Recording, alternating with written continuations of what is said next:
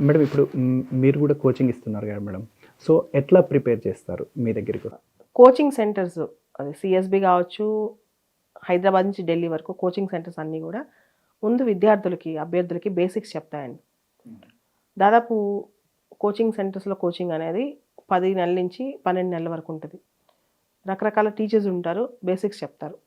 ఆ తర్వాత ఎవరైతే ఆ బేసిక్స్ మీద పట్టు సాధిస్తారో, మెయిన్స్కి దాకా వెళ్ళే స్థాయి వస్తో స్పెషల్గా వాళ్ళ చేత రోజు పరీక్షలు పెట్టడం, మెయిన్స్కి ఎవ్రీడే ఎగ్జామ్స్, మార్నింగ్ ఎగ్జామ్స్ ఇట్లా ఉంటాయన్నమాట.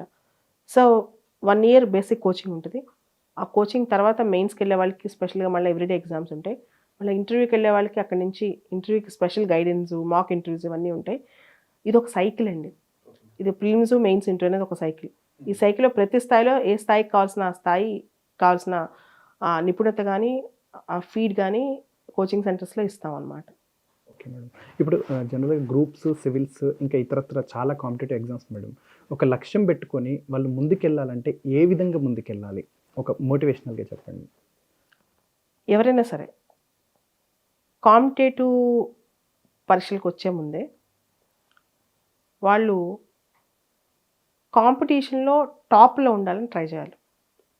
అంటే ప్రతి మార్కు, ప్రతి అర మార్కు చాలా ఇంపార్టెంట్.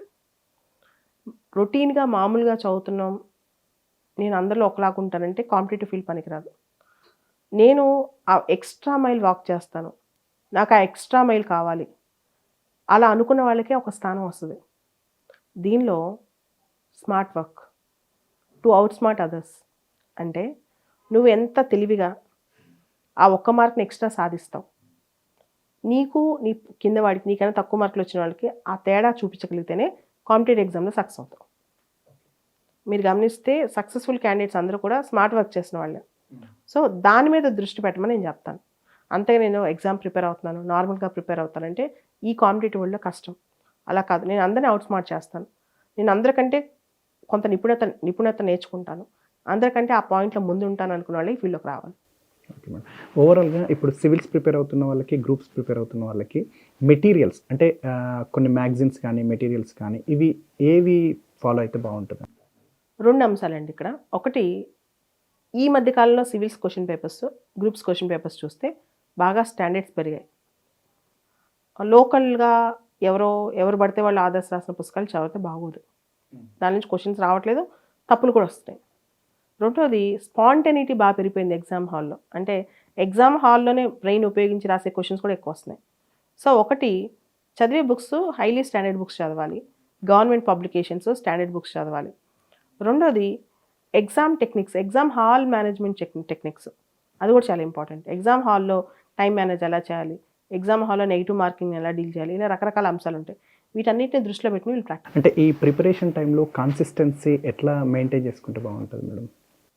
ఒక టైం టేబుల్ వేసుకోవటం, రోజు ఒక రొటీన్తో పాటు వాళ్ళకి ఇష్టమైన పాస్ట్ టైం, అది మార్నింగ్ వాక్ కావచ్చు, యోగా కావచ్చు, మెడిటేషన్ కావచ్చు, లేదా ఫ్రెండ్స్ కావచ్చు, దానికి కొంత టైం కేటాయించుకోవచ్చు. ఒక ప్లాన్ వేసుకుని మధ్య మధ్యలో బ్రేక్స్ తీసుకోవాలి. ఒకటేసారి రోజంతా 10 గంటలు కూర్చొని చదవకుండా 4 గంటలు చదవటం, 1 అవర్ బ్రేక్ తీసుకోవటం, మళ్ళీ 3-4 అవర్స్ చదవటం, 1 అవర్ బ్రేక్ తీసుకోవటం, ఇలా బ్రేక్స్ తీసుకుంటూ చదవటం వల్ల కూడా మంచిదే. తర్వాత చదువు అంటే పుస్తకం ముందు పెట్టుకుని చదవటమే కాదు, రాసుకుంది మననం చేసుకోవాలి, రిపీటెడ్గా బ్రెయిన్లో రివిజన్ చేసుకోవాలన్నమాట. అది కూడా చాలా ఇంపార్టెంట్. రాసుకుంది రిపీటెడ్గా బ్రెయిన్లో రివిజన్ చేసుకోవడం కూడా. ఓవరాల్గా సివిల్స్ రాసే వాళ్ళకి మీరు చెప్పాలనుకున్నా చెప్పండి మేడం. ఎప్పుడు హోప్ కోల్పోవద్దు. Civils is not the end of life. ప్రయత్నం చేయండి, 100% సక్సెస్ వచ్చింది. 1 సంవత్సరం కాకపోతే 1 సంవత్సరం. దానికోసం రోజు ఒక ప్లాన్ ప్రిపరేషన్ చేయండి.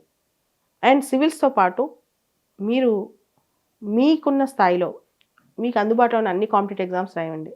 అన్ని జాబ్స్ చేయమని కాదు, అసలు కాంపిటేటివ్ స్పిరిట్ అంటే ఏంటో అర్థమవుతుంది. దాంతోపాటు సివిల్స్ సక్సెస్ అయిన వాళ్ళ స్టోరీస్ కంటే సివిల్స్ రాసి ఫెయిల్ అయిన వాళ్ళ స్టోరీస్లో మనం చాలా నేర్చుకుంటాం. అవి కూడా నేర్చుకోండి. అండ్ ఇంకోళ్ళతో కంపేర్ చేస్తూ సివిల్స్ కోసం రాకండి, వాళ్ళు సక్సెస్ అయినా ఫెయిల్ అయినా. If there are 1000 people to pass the exam, there are 1000 different ways to pass the exam. 1000 మంది ఈ సంవత్సరం పాస్ అయితే 1000 మంది 1000 రకాల స్ట్రాటజీస్ ఉంటాయి. ఒక రకం స్ట్రాటజీతో మీరు స్టార్ట్ చేసి ఇంకోళ్ళు చెప్పారని వెళ్ళటం, డైవర్ట్ అవ్వటం అలా చేయకుండా ఒక పద్ధతిలో ఫాలో అవ్వండి, ఖచ్చితంగా సక్సెస్ వచ్చింది.